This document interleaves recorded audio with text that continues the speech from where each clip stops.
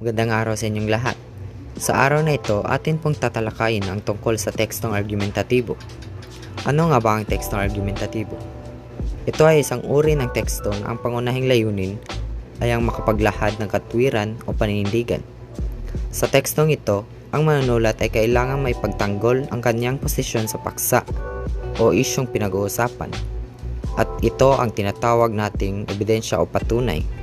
Ang ilan sa mga ebidensya na pwede niyang gamitin ay ang sariling karanasan, kasaysayan, kaugnayan ng mga literatura, at resulta ng empirikal na pananaliksik. Dalawang elemento ng pangangatwiran. Proposition. Ito ay pahayag na inilalatag upang pagtalunan o pag-usapan. Melania C. Abad, 2004. Sa Linangang Wika at Panitikan. Halimbawa ng proposition. Dapat ipasa ang divorce bill upang mabawasan ang karanasan laban sa kalaban. Nakakasama sa pamilya ang pag-alis ng isang membro nito upang magtrabaho sa ibang bansa.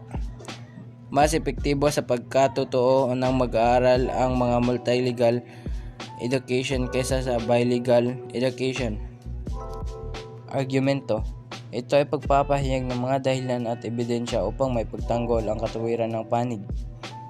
Ito ang tawag sa pangangatwiran, pinapahayag upang maipakita ang kamalian o kawastuhan ng isang ideya o kilos. Proposisyon bilang paksa ng tekstong argumentatibo. Tatlong uri ng proposisyon. Una, pangyayari. Ito ay paninindigan sa katunayan o kabulaanan ng isang bagay na makatotohanan. Halimbawa, nagkaroon ng lihim na komprehensya ang mga pangulo ng iba't ibang samahang pang mag-aaral sa di malamang mga dahilan. Pangalawa, kahalagahan. Ang paninindigan ay kahalagahan ng isang bagay. Bumubuo ng mga argumento na nagtatanggol sa kabuuan ng isang bagay, isang palakad o isang pagkilos.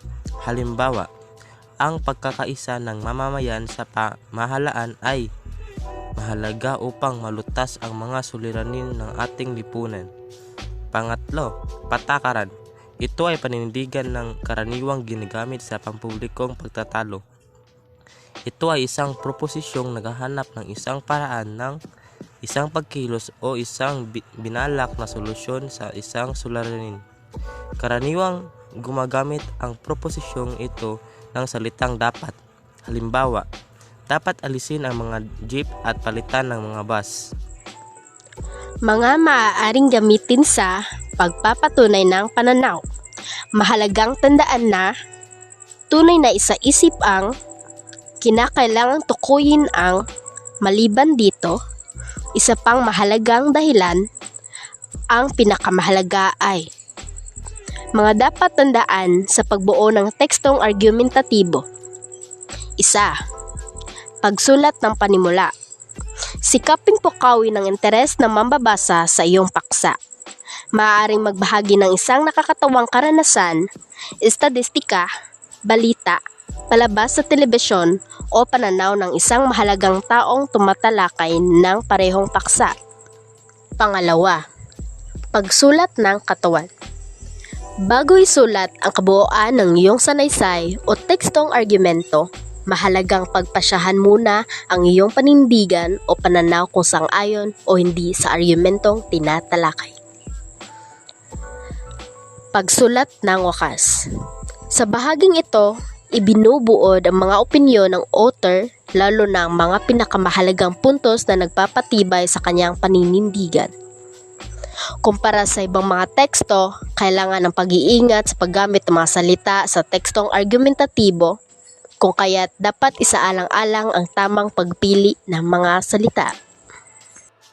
May dalawang uri ng tekstong argumentatibo o pangangatwiran. Una, argumentatibong pasaklaw o induktibo. Nagsisimula sa mga halimbawa o partikular na kaisipan o katotohanan at nagtatapos sa pangkalahatang simulanin. Pangalawa, argumentatibong pabuod o didaktibo. Ito ay sinisimulan ang pangatwiran sa pamagitan ng paglalahad ng pangkalahatang o pasaklaw na pangyayari. Mula rito, ay iisa-isahing ilalahad ang maliliit o mga tiyak na pangyayari. At doon po nagtatapos. Maraming salamat sa pakikinig.